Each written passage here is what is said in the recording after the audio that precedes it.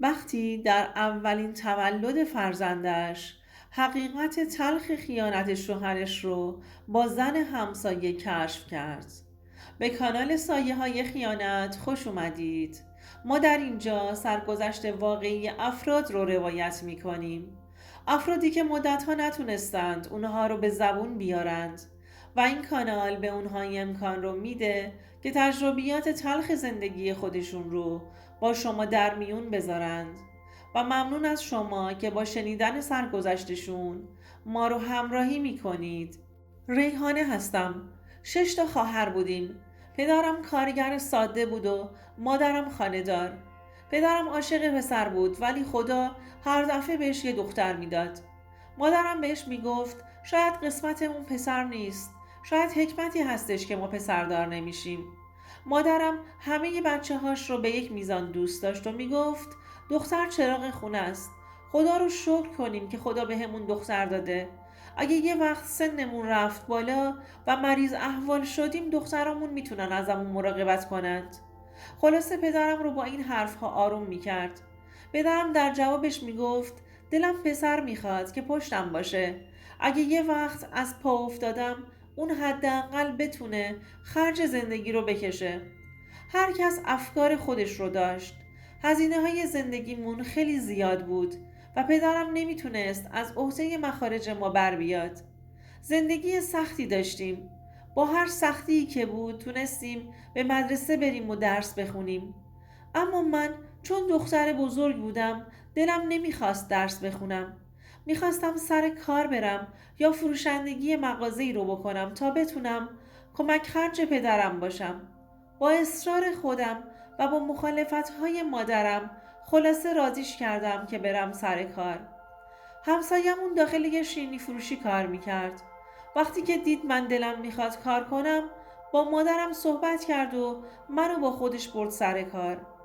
از اینکه تو سن 15 سالگی میرفتم سر کار خوشحال بودم. وقتی اولین حقوقم رو گرفتم کلی برای خونه خرید کردم. مادرم با دیدن اون همه وسیله خیلی خوشحال بود. از یه طرفم بعدش میرفت تو فکر که من درسم رو به خاطر خانواده ول کردم. گاهی اوقات مادرم شیر خشک خواهر چند ماهم رو نمیتونست تهیه کنه. اما با سر کار رفتن من تونستیم یک کمبودهایی رو جبران کنیم. تو همین رفت و آمدها به محل کارم بود که برام خواستگار اومد. پدرم با شنیدن اینکه خواستگار دارم بدون اینکه حتی به من بگه و نظرم رو بپرسه به خانواده طرف مقابل جواب مثبت داد. انگار براش سربار بودم و میخواست من رو از سر خودش باز کنه.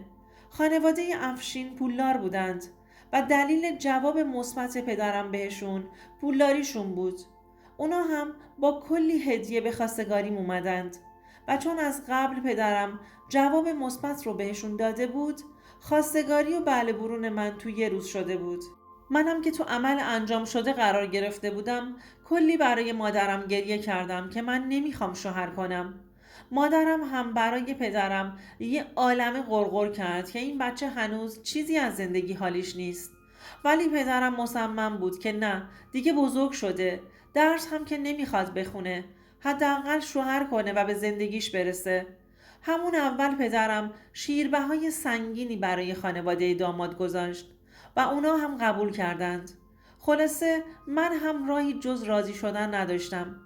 وقتی افشین رو دیدم قلبم نرم شد.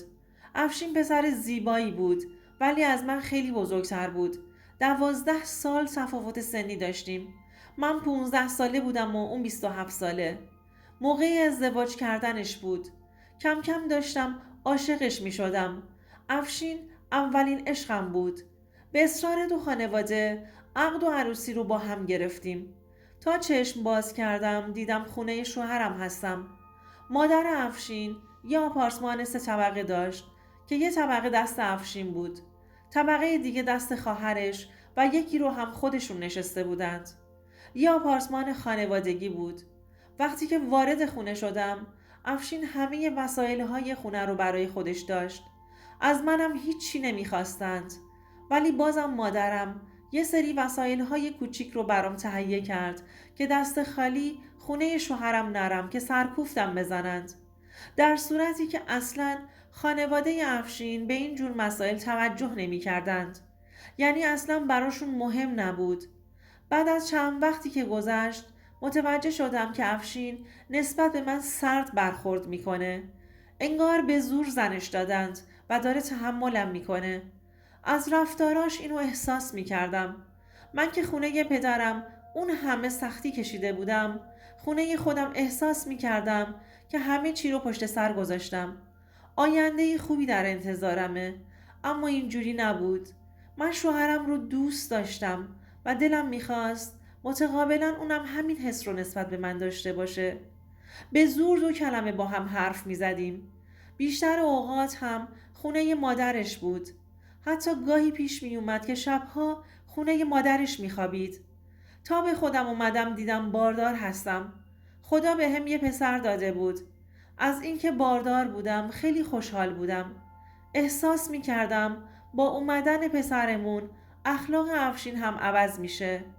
تو بارداری، تو تنهایی های خودم با پسرم که هنوز داخل شکمم بود حرف می زدم و درد و دل می کردم.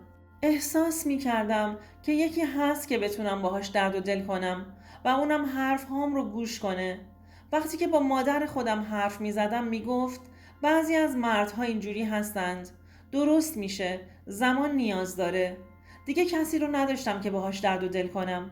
خواهرام که همه به فاصله 2 سال 3 سال با هم تفاوت سنی داشتند. بچه بودند. اونا هم که نمیتونستند منو درک کنند. ولی از نظر مالی تو مضیق نبودم. افشین یک کارتش رو دست من داده بود که هرچی دلم میخواست میتونستم بخرم و حتی به مادرم اینا هم کمک مالی میکردم. پدرم عاشق دامادش بود.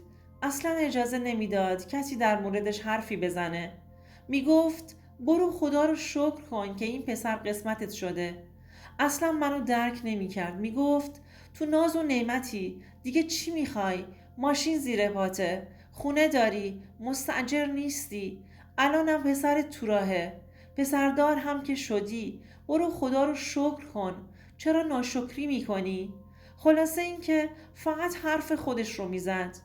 اما همه اینایی که پدرم میگفت به جز پسرم برام هیچ ارزشی نداشتند. تو خونه ای که اصلا توش محبت نصیبم نمیشد چه ارزشی داشت؟ خلاصه پسر منم به دنیا اومد و خانواده شوهرم کلی با اومدن اشکان پسرم خوشحال بودند. همیشه به همون سر می زدن تا بتونن بیشتر پیش نوه‌شون باشند. خواهر شوهرم خارج از کشور زندگی می کرد. هر وقت که می اومد تو خونه خودش می موند. به خاطر همین واحدش رو اجاره نداده بودند. پسرم روز به روز بزرگ و بزرگتر می شد و منم خیلی بهش وابسته می شدم. تمام غمهای من رو با خودش برده بود. افشین فقط با بچه بود که تو خونه بازی می کرد و حرف می زد. تا اینکه یه روز برای پسرم جشن تولد 1 سالگی گرفتیم. مادر شوهرم جشن رو توی تالار گرفت و همه رو مثل یه عروسی دعوت کرد. توی جشن حواسم فقط به پسرم بود تا اینکه متوجه شدم افشین همش با یه زن میرقصه و کلی هم خوشحاله. وقتی دقت کردم دیدم بیشتر وقتها کنار هم هستند و با هم میرقصند و این طرف و اون طرف میرند. تعجب کرده بودم. این زن همسایه مادر شوهرم اینا بود. چند سال میشد که همسرش فوت کرد و دیگه ازدواج نکرده بود. البته تا جایی که من میدونستم. دیگه نتونستم چشم ازشون بردارم تا اینکه خسته شدم و رفتم یه گوشه پسرم رو بغل کردم و نشستم. همه فامیل داشتند با هم پچ پچ می کردند. همه متوجه شده بودند و از موضوع خبر داشتند. من فقط نمیدونستم. وقتی که جشن تموم شد و همه خسته و کوفته به خونه برگشتیم، افشین گفت امشب دیر میاد خونه. باید تالار رو تحویل بده و کلی وسیله ها رو جابجا کنه. بهم گفت تو برو خونه بخواب. من کارم تموم بشه میرسم خونه. من ساده‌ام باور کردم. با پسرم رفتیم خونمون. بچه رو حموم کردم که ببرم بخوابونمش. همش تو فکر بودم چرا افشین با اون زن اونقدر صمیمی بود. با فکر و خیال خوابم نمی برد تا اینکه معدم به شدت درد گرفت. ساعت 3:30 شب بود. اونقدر درد داشتم که هر چی گشتم نتونستم یه قرص معده پیدا کنم. نمیتونستم پسرم رو خونه تنها بذارم و تا داروخانه شبانه روزی برم. تحمل درد هم برام سخت بود. تصمیم گرفتم برم در خونه مادر شوهرم رو بزنم. ما طبقه سوم بودیم و مادر شوهرم اینا طبقه اول زندگی میکردند. واحد خواهر شوهرم هم طبقه دوم بود. وقتی که داشتم از پله ها پایین می اومدم سر و صدای خنده و حرف از واحد خواهر شوهرم شنیدم. ولی اونا هنوز خارج بودند و برنگشته بودند. وقتی که سرم رو به در چسبوندم تا صدا رو تشخیص بدم خشکم زده بود. صدای افشین بود که داشت با زنی حرف میزد و بگو بخند میکرد. انگار تو خوشیهای خودشون غرق بودند. تموم تنم عرق کرده بود. چطور ممکن بود افشین داشت به من خیانت میکرد؟ نمیدونستم چی کار کنم. مغزم هنگ کرده بود. میخواستم مادرش رو صدا کنم و موضوع رو بهش بگم، اما بعدش منصرف شدم. رفتم بالا، گوشیم رو برداشتم و اومدم دوباره پشت در بهش زنگ زدم. گوشیش از داخل واحد خواهرش زنگ خورد ولی جواب نداد. مطمئن شدم خودشه. آخه من هنوز سنی نداشتم.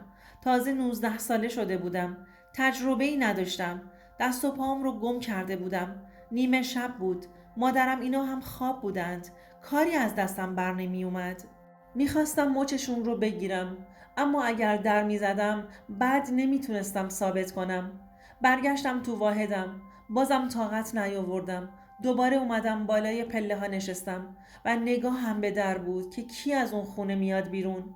ساعت نزدیک 6 صبح بود که دیدم همون زن همسایه اول از واحد اومد بیرون و بعد از 10 دقیقه افشین اومد بیرون. داشت در رو قفل میکرد که دویدم سمت خونه و رفتم تو اتاق خوابم و خودم رو زدم به خواب. افشین اومد و یک راست رفت دوش گرفت. بعدش هم اومد سر جاش خوابید. دلم میخواست فریاد بزنم و همه رو بیدار کنم. به همه بگم که افشین با هم این کارو کرده و بهم خیانت کرده. دلم میخواست نابودش کنم. پس به خاطر این زن بود که این چند سال نسبت به من علاقه‌ای نداشت و سرد برخورد میکرد. افشین بهم تو خونه خواهرش با زن بیوه همسایه خیانت کرده بود. من با فاصله خیلی کم متوجه نشده بودم. دنیا رو سرم آوار شده بود. اینا از کی با هم بودند؟ چی کار باید میکردم؟ تا خود صبح فقط فکر کردم. مادر دوستم وکیل بود. خیلی با خودم کلنجار رفتم تا با دوستم موضوع رو در میون بذارم. اونم همه چی رو به مادرش گفت. مادرش بهم گفت اگر بتونم مدرک داشته باشم راحت‌تر میتونم ثابت کنم. وقتی که افشین خوابیده بود گوشیش رو برداشتم و رمزش رو بلد بودم، اما چیزی تو گوشیش نبود. مشخص بود همه چی رو پاک کرده.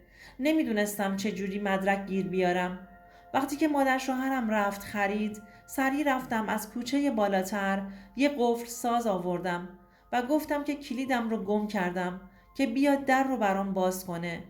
اونا پدر افشین رو میشناختن، به خاطر همین قبول کردن که بیان. به جای در واحد خودم در واحد خواهرش رو باز کردم و یک کلید نو هم گرفتم.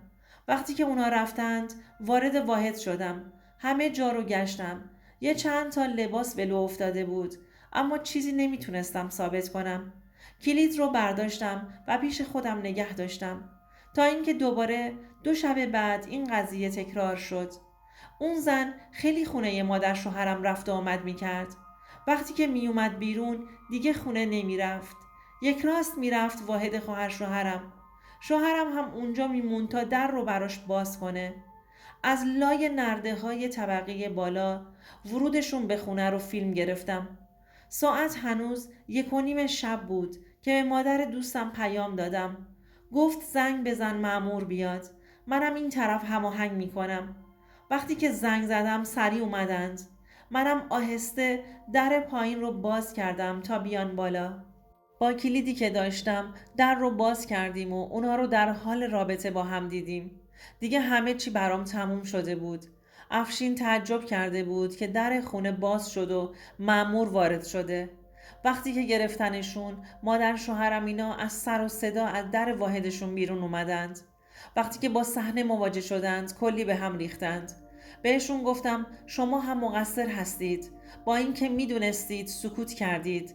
مادر شوهرم حرفی نزد، فقط گفت دخترم ببخشش، نادونی کرده، اما من برام مهم نبود. 4 سال زندگیم نابود شده بود. بازیچشون شده بودم. افشین اصلا ناراحت نبود. وقتی که از کنارم رد شد گفت بهتر شد، دیگه راحت‌تر میتونم باهاش باشم. پر رو تو چشمام نگاه کرد و اینو بهم گفت و رفت. من مونده بودم با یه بچه کوچیک. با شاهدایی که داشتم سریع طلاقم رو گرفتم و تمام مهریم رو تا آخرش خانوادش بهم پرداخت کردند.